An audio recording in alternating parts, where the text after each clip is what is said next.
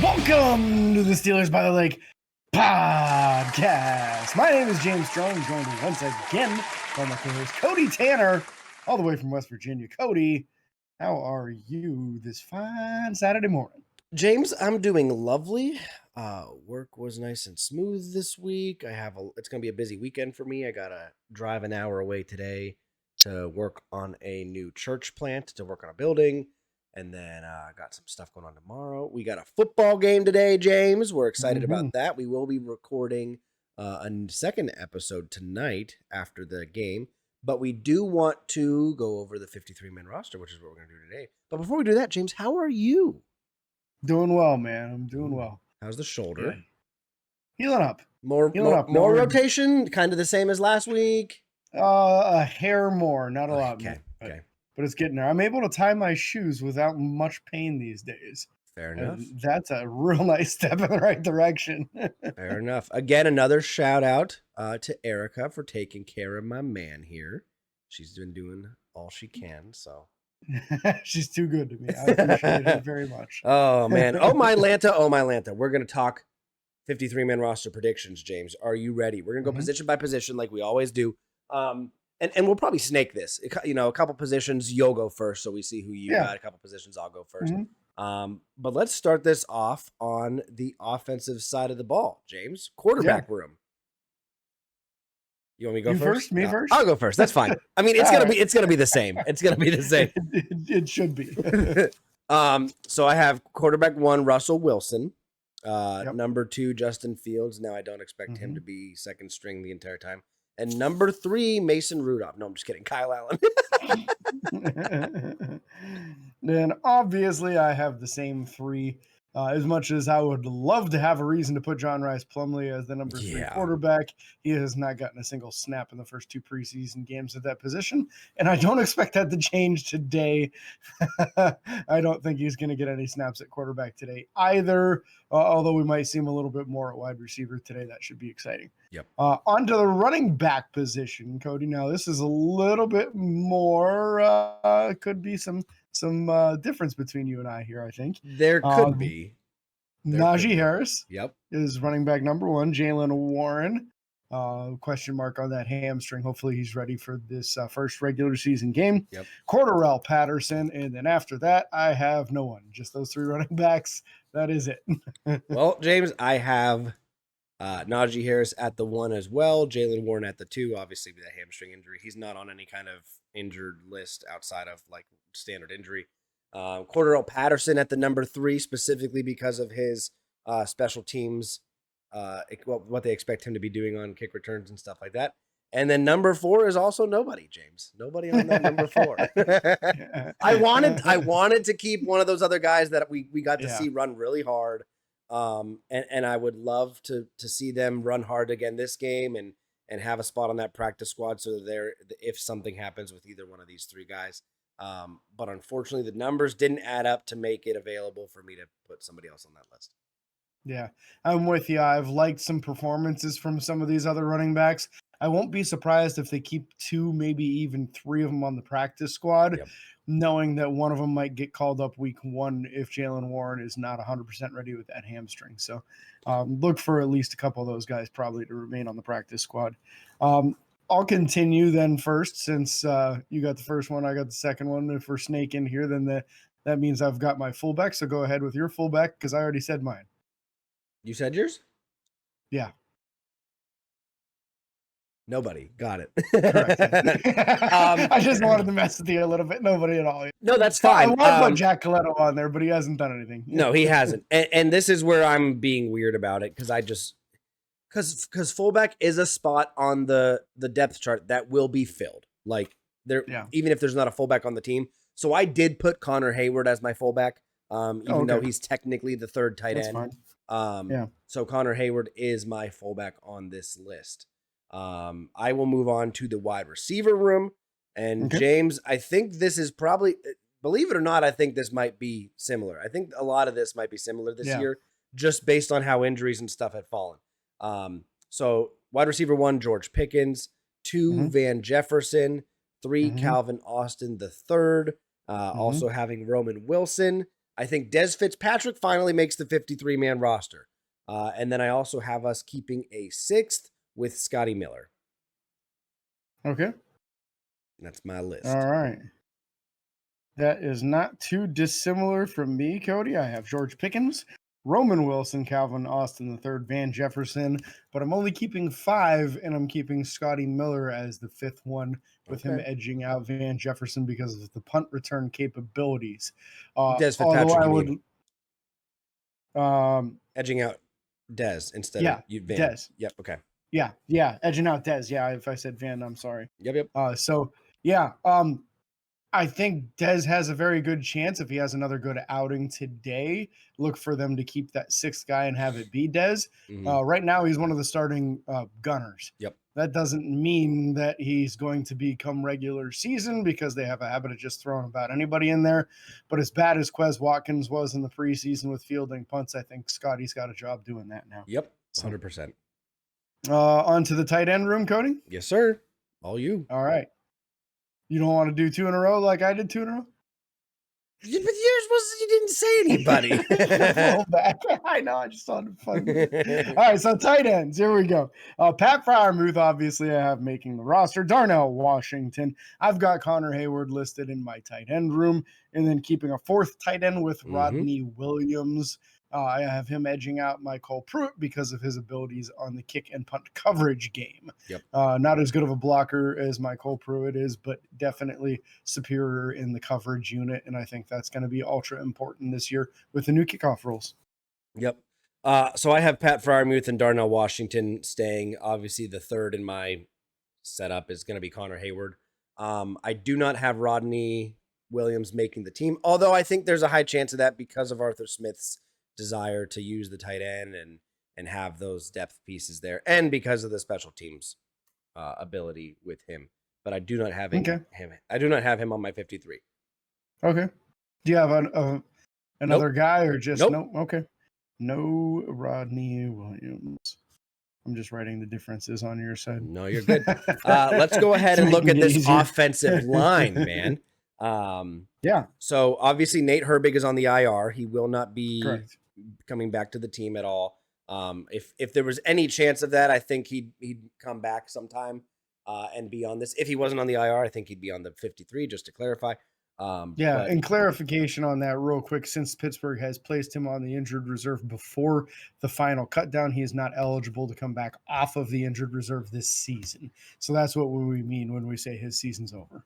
Sadly done. So I'm just going to go through this. Broderick Jones, Troy Fautanu, Isaac Siamalu, James Daniels, Zach Frazier, Mason McCormick, Dan Moore Jr., Spencer Anderson, and I have us keeping a 9th with Dylan Cook. Okay. All right. So my offensive line unit, I got tackles first, Dan Moore Jr., Broderick Jones, Troy Fautanu, and Dylan Cook. Yep. So same offensive tackles there. Center, Zach Frazier. Ooh. That's it. Dang. That's it. That's scary. Guard, Isaac Siamalu and James Daniels, with the backup Spencer Anderson and Mason McCormick, making us identical on the offensive line. Yep. And that to me, I really like. We talked about on our last episode. I need to see Mason McCormick or Spencer Anderson snapping the ball tonight in this game. Yep. Or this afternoon, I should say. Not having a backup center officially on the roster is kind of scary. I know James Daniels has experience snapping in college, and so does Mason McCormick. So does Spencer Anderson. None of them like really intense, and none of them real recent either. So really want to see that in today's game. So on the offense, that means really the only difference between our rosters is I have Rodney Williams and you have Dez Fitzpatrick. Otherwise, they're identical. Yep.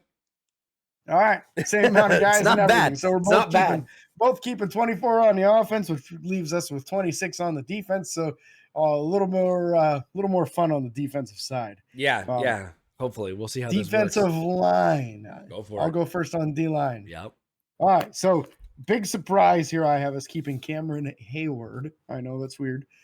Larry Ogunjobi, Keanu Benton, who will be the starting nose tackle, and I think is going to be starting at D tackle in those nickel situations. I think he's going to jump over top of Larry Ogunjobi this year. I would hope so. I'm excited for that. Montravius Adams as our backup nose tackle. And then I am going to keep Dean Lowry because I thought he looked excellent in that preseason game, that second one. And DeMarvin Leal, who I believe has had the best preseason of those three young defensive end / defensive tackle types that they have on the roster right now. And I'm just keeping 6, which means no Loudermilk for me this year. That means no Logan Lee for me. Practice squad. I just don't have room with them with where I wanted to keep other people. So I'm gonna go through the things that we have the same. I obviously kept Cam Hayward, Larry Ogunjobi, Keanu Benton. Those are the staple guys on that defensive front right now. I also kept Montravius Adams. I thought he also has had a pretty good preseason so far. Him and DeMarvin Leal reading a screen and shutting that down is something that I think shows a lot of growth on their parts. So excited for that. Dean Lowry also making my 53-man roster. And then I am keeping Isaiah Loudermilk. I think there's still potentially too much upside. And with the Cam Hayward groin injury from last year and not knowing how it may play out, I think keeping that 7th guy is important so far for that original 53. And I think if you try to put Isaiah Loudermilk on that practice squad, he's getting picked up in the first week. I don't think he's going to make that practice squad. My thing with Loudermilk at this point is he's had 3 years to prove something, and I don't think he has a season with more than like a sack yet. That's fair. So I'm a little bit less concerned than I would have been like a year or two ago because I feel Bud like he just has a lot of mediocre tape out there. I felt like that was Bud Dupree until his last year with us too. You know what I mean? Like, so yeah. The difference is he was getting the start and eventually got the opportunity himself and get double-digit sacks. Yep, Isaiah Loudermilk is not going to get the start on this list. No, and I think there is a big difference athleticism-wise too. You know, Bud Dupree, although he was not a refined football player, was an extremely athletic individual. Yep. And sometimes in certain situations, that just wins out whether your technique's great or not. Yep. No, I hear you. I feel it. All right, let's move on to the outside linebacker group. Yes. You first now. I have TJ Watt and Alex Highsmith. No shock there. Also, the third starter, in my opinion, Nick Herbig making the team. Yeah. I'm excited to see him get an increased amount of snaps this season. And then I also have us keeping Jeremiah Moon as the fourth outside linebacker. Haven't seen a ton from him, but I do think that we're going to see more of him this game tonight, and I'm excited to see what we see. And I don't see anybody else on that outside linebacker, crew that has enough tape or anything to justify getting out in front of him. Okay. My outside linebackers, the beginning is the same with TJ Watt, Alex Highsmith, Nick Herbig, but my number 4, I'm keeping Kyron Johnson, and I'm doing it because of special teams. Yep. And last game, he outsnapped him pretty grossly. Jeremiah Moon only got like 5 snaps, and it was like 43 snaps for Kyron Johnson. I feel like Kyron's just got a little bit more jump off the ball, getting after the quarterback, and looks a lot more stout than he did last year. I would be okay with either one of these guys because neither one of them I feel like is more like crazy talented versus the other. But I love that Kyron Johnson contributed so well on special teams last year, and I think that fourth outside linebacker position is going to get a little bit of input from our special teams coach, Danny, there. Yeah. And he might be in the corner of the guy that gives him a little more juice on special teams. Mr. Gum Chewing himself. That's it. That's our boy. All right. Well, let's move to the inside linebacker position. Who you got, James? All right, middle linebackers. Obviously, I'm keeping Patrick Queen with his big $13 million a year contract, and I'm very excited to see him, by the way. Elandon Roberts will be his running mate until those pass down situations where Peyton Wilson is going to see a lot of burn. I also believe Mark Robinson is going to make the roster. I think he looked really nice in that second preseason game. But I also have a fifth middle linebacker. I think they're going to keep Tyler Matakevich for the special teams abilities. I think that is going to be a very underrated part of roster construction this year, where you're going to need to keep some guys that are the last person at a position because of their special teams abilities, and that is the specialty of one Tyler Matakevich. So I'm keeping 5 middle linebackers. Cody, what about you? Well, obviously, I wanted to have Cole Holcomb on my list, but he is still on the physically unable to perform list. Correct. So I'm gonna be just short with you. I kept 5, and it's the same 5. I mean, there's not much to say. I think that we've seen Pittsburgh, you know, in the past. I felt like there was often times that we'd keep 4, but especially with the new kickoff and Tyler Matakevich, his ability to play special teams, I'm right there with you with Matakevich. I mean, that's why they brought him in. Let's be real. There was no other reason. So they're not going to bring him in and not use him. I think Mark Robinson still has a lot of potential that we haven't seen, but he may not show that this year just because of how deep this linebacker crew is, and that's fine. I'm happy about that. Peyton Wilson really put a monkey wrench in the Yep, absolutely. So Patrick Queen, Elandon Roberts, Peyton Wilson, Mark Robinson, and Tyler Matakevich are my 5. Moving to the cornerback room, James, Cameron Sutton will be suspended the first 8 games. He's not going to be on either of our lists due to that fact, but he will get the nod to come back on the team, and more than likely a corner will drop off after that 8-game suspension. So I have mine as Joey Porter Jr., obviously, Dante Jackson, the guy that we got from Carolina in the trade with Deontay Johnson, Corey Trice Jr., Darius Rush, Beanie Bishop Jr. I'm excited to see him potentially get some more playing time tonight, and possibly do some nickel action. I want to see that. And then Thomas Graham Jr. Thomas Graham impressed me last week. I'm excited to see him take some more snaps tonight. I do have us keeping that 6th corner, and I believe Thomas Graham will get that nod. All right, so that's your 6 there, Cody? That's my 6. All right, so my cornerback room is going to look a little bit different from this. Finally, something. Joey Porter Jr., Dante Jackson. I've got Beanie Bishop getting that starting role at nickel corner. Good. Corey Trice Jr., Darius Rush, and nobody. Thomas Graham Jr. It's actually the same 6. I just wanted to mess with you again. I didn't want to be too boring here because you and I are closer on roster prediction than we've ever been in any year. This is like our 6th or 7th year doing this, and usually we've got a good 4 or 5 differences. It looks like there's only going to be a couple this year, because our cornerback room is the same also. Let me explain that for a second. I think the problem with me doing my roster predictions in the past wasn't a lack of, you know, I think in the past I've just always wanted Pittsburgh to continue to strive to make improvements, but they're so and I'm understanding this now. They're so committed to the guys they have on the team, and sometimes to a fault. Sometimes there's guys that they should let go and they don't. But there's just guys on this team that I think they are committed to. You know, I mean, even guys like Dan Moore Jr. Like, not saying we should get rid of him, but he's struggled in the past, and like even the fact that, in my opinion, not 53-man roster related, but in my opinion, I wouldn't be letting him start all preseason. I want to see what these other guys can do. We've seen Dan Moore Jr., but they're committed to the process, and Mike Tomlin is, you know, your shirt says it, the standard is the standard, and he's very specific about how he does things. So, you know, in the past, I've been like, I think we're going to keep a 6th receiver, but he's not on the team yet. We're going to trade for somebody. That's because I want them to do that to improve the roster a little bit. But Brandon Ayuk's still on the table. We're not going to go there. And I think, honestly, the cornerback position is another one that should be on the table. I think if somebody cuts a player that Pittsburgh thinks can be more beneficial to them than one of those back of the roster dudes, they're going to do it. Yep.